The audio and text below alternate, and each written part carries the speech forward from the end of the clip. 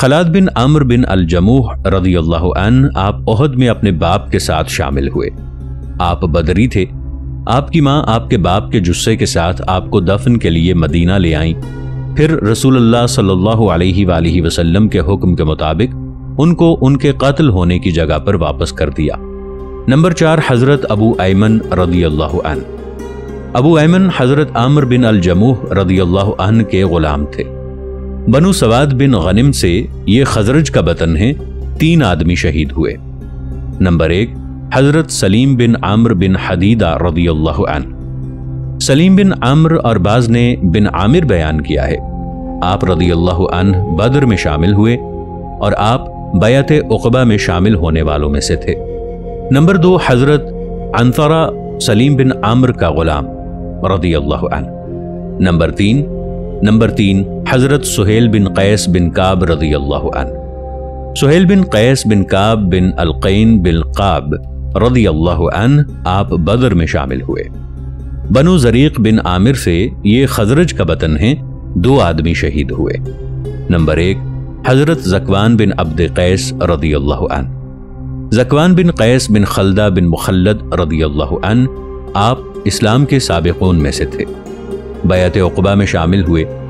آپ اور اسد بن زرارہ ہجرت سے قبل مکہ آ رہے تھے کہ دونوں نے حضرت نبی کریم صلی اللہ علیہ وآلہ وسلم کے متعلق سنا اور مسلمان ہو گئے۔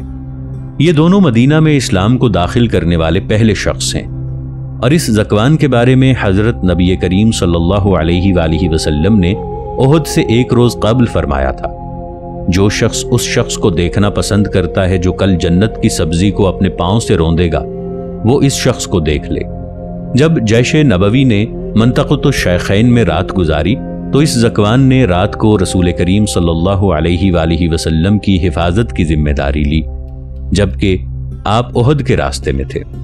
نمبر 2، حضرت عبید بن المقلی رضی اللہ عنہ۔ بنو معاویہ بن مالک سے یہ اوس کا بطن ہے، 1 آدمی شہید ہوا، حضرت مالک بن نمیلہ المزنی رضی اللہ عنہ۔ مالک بن نمیلہ انصاری ابن حبان نے آپ کی صحبت بیان کی ہے، ابن اسحاق نے آپ کو بدر میں شامل ہونے والوں میں بیان کیا ہے، اور ابراہیم بن سعد کی روایت میں بھی جو بحوالہ ابن اسحاق بیان ہوئی ہے ایسے ہی بیان ہوا ہے۔ آپ احد میں شہید ہوئے، ابن حشام نے ایسے ہی بیان کیا ہے۔ بنو ختمہ سے یہ اوس کا بطن ہے، 1 آدمی شہید ہوا، حضرت الحارث بن عدی بن خرشہ رضی اللہ عنہ۔ آپ کا پورا نام الحارث بن عدی بن خرشہ بن امیہ بن عامر بن ختمہ انصاری رضی اللہ عنہ ہے۔ بنو سوار بن مالک سے یہ خزرج کا بطن ہے، 1 آدمی شہید ہوا، حضرت مالک بن ایاس رضی اللہ عنہ۔ بنو عامر بن مالک سے یہ خزرج کا بطن ہے، 1 آدمی شہید ہوا، حضرت ایاس بن عدی رضی اللہ عنہ۔ بنو سالم بن عوف سے یہ خزرج کا بطن ہے، 1 شخص شہید ہوا، حضرت عمرو بن ایاس رضی اللہ عنہ۔ اوس اور خزرج کے شہداء کی نسبت۔ یہ اوس اور خزرج کے دونوں قبیلوں کے شہداء میں اور ان دونوں کے درمیان مندرجہ ذیل نسبت ہے۔ نمبر 1، اوس کے 24 اور نمبر 2، خزرج کے 41 رضی اللہ عنہم ورضا عنہم اجمعین۔ زخمی مسلمانوں کے زخمیوں کے متعلق کسی مورخ نے پورے اعداد و شمار نہیں دیے، جیسا کہ مقتولین کی تعداد کو شمار کیا گیا ہے، لیکن باریک بینی سے مارکے کے حالات کی جستجو کرنے والے پر واضح ہو جاتا ہے کہ مسلمانوں کے زخمی بہت سے تھے اور وہ 150 زخمیوں سے کم نہ تھے۔ سیرت حلبیہ میں بیان ہوا ہے کہ صرف قبیلہ بنی سلمہ کے زخمیوں کی تعداد 40 تک پہنچی ہوئی تھی، اور مشرکین کے ہاتھوں میں 1 مسلمان بھی قیدی نہیں ہوا۔ مارکے میں مشرکین کے نقصانات۔ ابن اسحاق کے بیان کے مطابق مارکہ احد میں مشرکین کو 20 مقتولین کا نقصان پہنچا، اور وہ کچھ یوں ہیں۔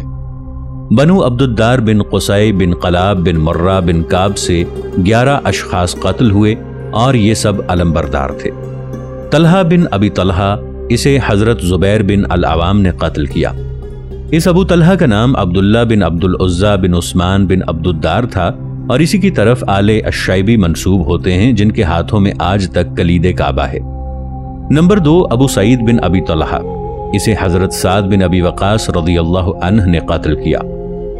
ناظرین، آگے بڑھنے سے پہلے کامنٹ سیکشن میں ہمیں اپنی آراء سے ضرور آگاہ کیجیے گا کہ آپ کو ہماری یہ سیریز کیسی لگ رہی ہے۔ میں ہوں طاہر عبید چودھری۔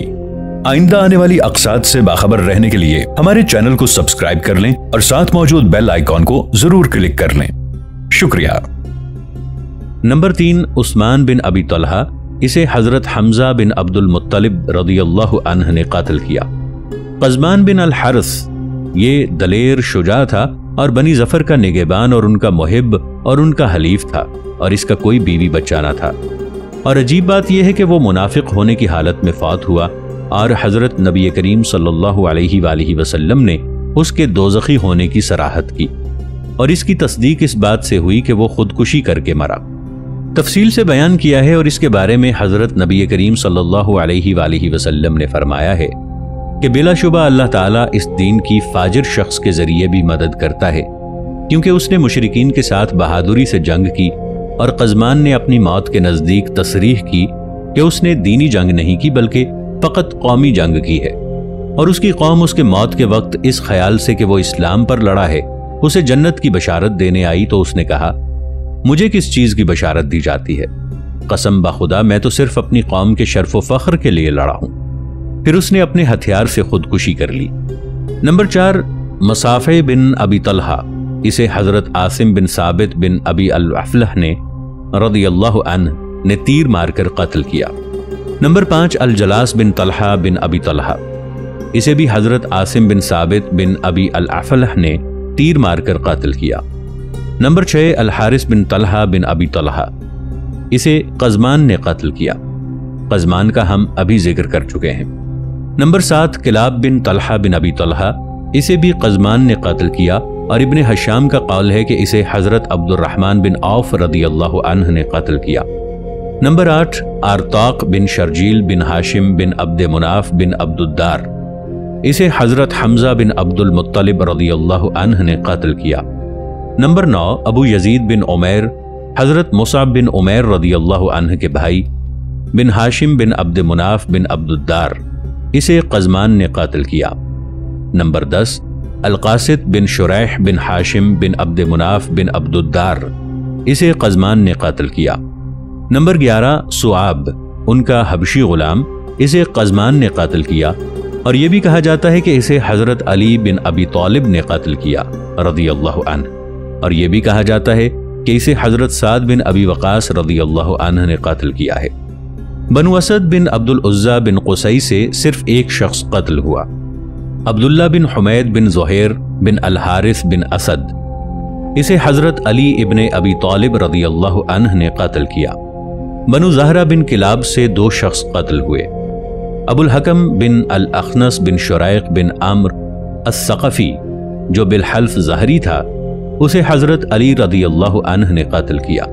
نمبر 2، سبا بن عبد العزا الغبشانی الجزائی جو بالحلف ظاہری تھا، اسے حضرت حمزہ بن عبد المطلب رضی اللہ عنہ نے قتل کیا۔ بنو مخزون بن یقظہ سے 4 شخص قتل ہوئے، حشام بن امیہ بن المغیرہ، حضرت خالد بن ولید کے امزاد، اسے قزمان نے قتل کیا۔ نمبر 2، الولید بن العاص بن حشام بن المغیرہ، اسے بھی قزمان نے قتل کیا۔ نمبر 3، ابو امیہ بن ابی حذیفہ بن المغیرہ، اسے حضرت علی ابن ابی طالب رضی اللہ عنہ نے قتل کیا۔ نمبر 4، خالد بن العالم بنی مخزوم کا حلیف، اسے قزمان نے قتل کیا۔ بنو جمرح سے 2 شخص قتل ہوئے۔ نمبر 1، ابو عزا عامر بن عبداللہ بن عمیر بن وہب، یہ ابو عزا وہ ہے جس پر رسول کریم صلی اللہ علیہ وآلہ وسلم نے معرکہ بدر میں قیدی ہو جانے کے بعد ترس کھا کر اسے آزاد کر دیا، اور اس کے فقر اور اس کی بیٹیوں کی کثرت کی وجہ سے اس شرط پر اسے معاف کر دیا کہ یہ رسول کریم صلی اللہ علیہ وآلہ وسلم کے خلاف کسی کی مدد نہیں کرے گا، لیکن اس نے عہد شکنی کی اور اپنے اشعار سے لوگوں کو رسول کریم صلی اللہ علیہ وآلہ وسلم کے خلاف برانگیختہ کیا، اور آپ صلی اللہ علیہ وآلہ وسلم سے جنگ کرنے کو نکلا، اور جب اسے رسول اللہ صلی اللہ علیہ وآلہ وسلم کے پاس لایا گیا تو کہنے لگا، اے محمد صلی اللہ علیہ وآلہ وسلم، مجھے معاف فرما دیں اور مجھ پر احسان فرمائیں اور مجھے میری بیٹیوں کی خاطر چھوڑ دیں، اور میں آپ سے عہد کرتا ہوں کہ میں دوبارہ اس طرح نہیں کروں گا۔ رسول کریم صلی اللہ علیہ وآلہ وسلم نے فرمایا، خدا کی قسم تو مکہ سے اپنے رخسار نہیں چھوئے گا، اور نہ تو کہے گا کہ میں نے محمد صلی اللہ علیہ وآلہ وسلم کو دھوکہ دیا ہے۔ مومن ایک سوراخ سے 2 دفعہ نہیں ڈسا جاتا۔ پھر آپ صلی اللہ علیہ وآلہ وسلم کے حکم سے اسے قتل کر دیا گیا۔ رسول کریم صلی اللہ علیہ وآلہ وسلم نے اس کے قید ہو جانے کے بعد اس کے قتل کرنے کا حکم دیا۔ نمبر 2، ابی بن خلف بن وہب۔ اسے رسول کریم صلی اللہ علیہ وآلہ وسلم نے اپنے دست مبارک سے قتل کیا۔ یہ واحد مقتول ہے جسے حضرت نبی کریم صلی اللہ علیہ وآلہ وسلم نے اپنے ہاتھ سے قتل کیا۔ بنو عامر بن لوئی سے 2 اشخاص قتل ہوئے۔ عبیدہ بن جابر، اسے قزمان نے قتل کیا۔ نمبر 2، شہبہ بن مالک بن المضرب، اسے بھی قزمان نے قتل کیا، اور یہ بھی بیان کیا جاتا ہے کہ اسے حضرت عبداللہ بن مسعود رضی اللہ عنہ نے قتل کیا۔ یہ معرکہ احد میں مشرکین کے مقتولین ہیں، جیسا کہ ابن اسحاق نے بیان کیا ہے۔ اور ابن اسحاق کے علاوہ دیگر مورخین کا اسلوب کلام اس بات کا افادہ کرتا ہے کہ مشرکین کے مقتولین 22 تھے، اور ابن القیم نے زاد المعاد جلد 2 صفحہ 240 پر بیان کیا ہے کہ حضرت سعد بن ابی وقاص رضی اللہ عنہ نے آخری حملے میں، جس میں ابو سفیان پہاڑ میں گھس گیا تھا، 3 مشرکین کو قتل کیا۔ اور اسی طرح ابن اسحاق نے خود اس حدیث میں بیان کیا ہے، جسے حضرت زبیر رضی اللہ عنہ نے روایت کیا ہے کہ حضرت ابو دجانہ رضی اللہ عنہ نے مشرکین کے ایک شخص کو قتل کیا، جیسا کہ ہم نے اس کتاب میں امامے والا سوار کے زیر عنوان مفصل بیان کیا ہے۔ اسی طرح مشہور صحابی حضرت کعب بن مالک رضی اللہ عنہ نے روایت کی ہے، جیسا کہ البدایہ والنہایہ میں ہے کہ حضرت ابو دجانہ رضی اللہ عنہ نے مشرکین کے ایک اور شخص کو قتل کیا۔ آپ رضی اللہ عنہ نے اسے تلوار ماری، حتیٰ کہ وہ 2 لخت ہو گیا۔ اسی طرح الحارث بن سمہ نے ریٹائرمنٹ کے دوران عثمان بن عبداللہ بن مغیرہ کو اس وقت قتل کیا جب اس نے حضرت نبی کریم صلی اللہ علیہ وآلہ وسلم پر حملہ کرنے کی کوشش کی، جیسا کہ سیرت حلبیہ میں بیان ہے۔ اسی طرح حضرت ابو دجانہ رضی اللہ عنہ نے ریٹائرمنٹ کے دوران عبید اللہ الجابری کو قتل کیا۔ اب رہے مشرکین کے زخمی، تو ان کی تعداد بھی اسی طرح معلوم نہیں ہے۔ جاسوس کے قتل کے حکم کی تنفیذ۔ حمراء الاسد کے حملے سے رسول اللہ صلی اللہ علیہ وآلہ وسلم کی واپسی کے بعد آپ نے معاویہ بن المغیرہ بن ابی العاص کے بارے میں قتل کے فیصلے کی تنفیذ کا حکم دیا۔ یہ عبد المالک بن مروان کا ماں کی طرف سے دادا تھا، اور یہ واقعہ یوں ہے کہ جب مشرکین احد سے واپس آئے اور یہ ان کے ساتھ تھا تو یہ سیدھا چلا گیا۔ پھر اپنے عمزاد حضرت عثمان بن عفان رضی اللہ عنہ کے پاس آیا۔ پس جب آپ نے اس کی طرف دیکھا تو اسے کہا، تو نے مجھے بھی اور اپنے آپ کو بھی ہلاک کر دیا ہے۔ اور اس نے آپ رضی اللہ عنہ کو رشتہ داری کا واسطہ دیا کہ آپ اسے پناہ دیں، تو آپ رضی اللہ عنہ نے اسے اپنے گھر میں چھوڑا اور رسول اللہ صلی اللہ علیہ وآلہ وسلم کی طرف گئے، اور آپ صلی اللہ علیہ وآلہ وسلم سے اس کے لیے امان طلب کی، تو آپ نے اسے امان دی اور اس کے لیے 3 دن کی میعاد مقرر کی، اور آپ صلی اللہ علیہ وآلہ وسلم نے قسم کھائی کہ اگر آپ نے اس کے بعد اسے دیکھا تو اسے قتل کر دیں گے۔ اور جب حضرت رسول کریم صلی اللہ علیہ وآلہ وسلم چلے گئے تو حضرت عثمان رضی اللہ عنہ بھی آپ کے ساتھ تھے۔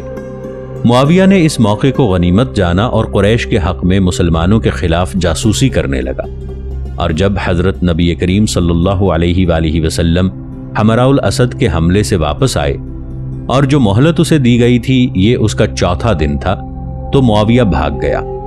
رسول کریم صلی اللہ علیہ وآلہ وسلم نے حضرت زید بن حارثہ اور حضرت عمار بن یاسر رضی اللہ عنہم کو حکم دیا کہ وہ اس کا تعاقب کریں اور اسے قتل کر دیں۔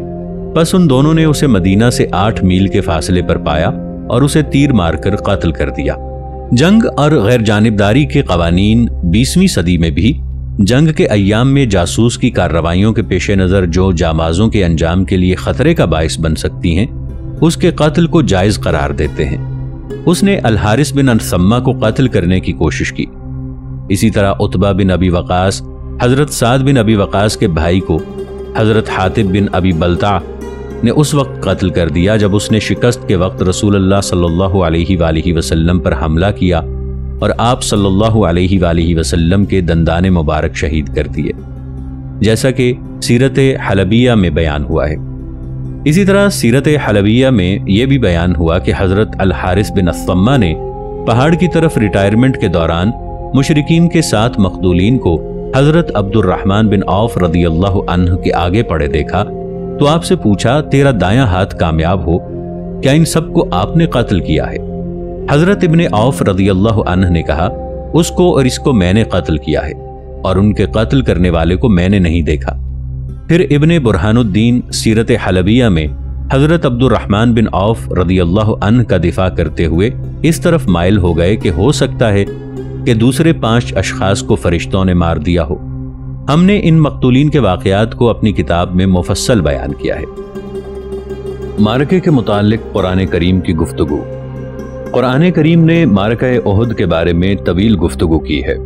اللہ تعالیٰ نے اس بارے میں 60 آیات نازل فرمائی ہیں جو مجمل واقعات، انقلابات اور اچانک تبدیلیوں اور اس خوفناک معرکے میں مسلمانوں کو پہنچنے والی مصیبتوں پر حاوی ہیں۔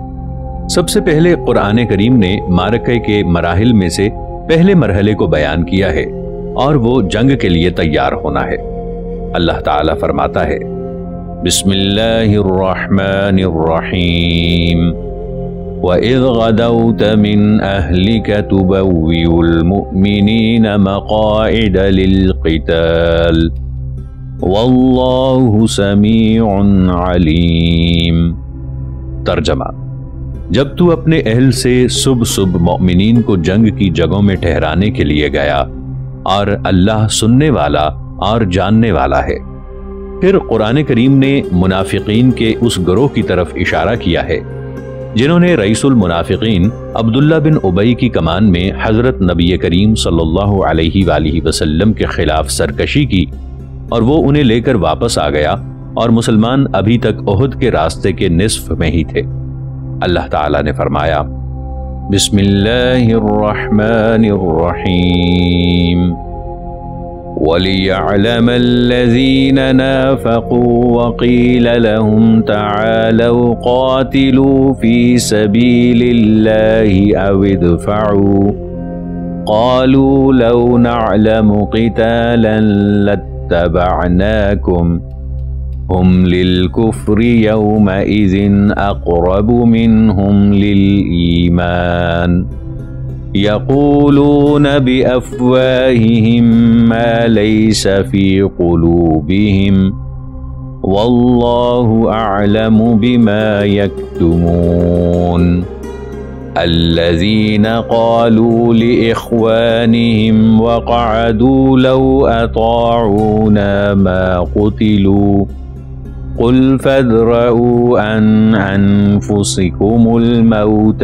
إِن كُنتُمْ صَادِقِينَ۔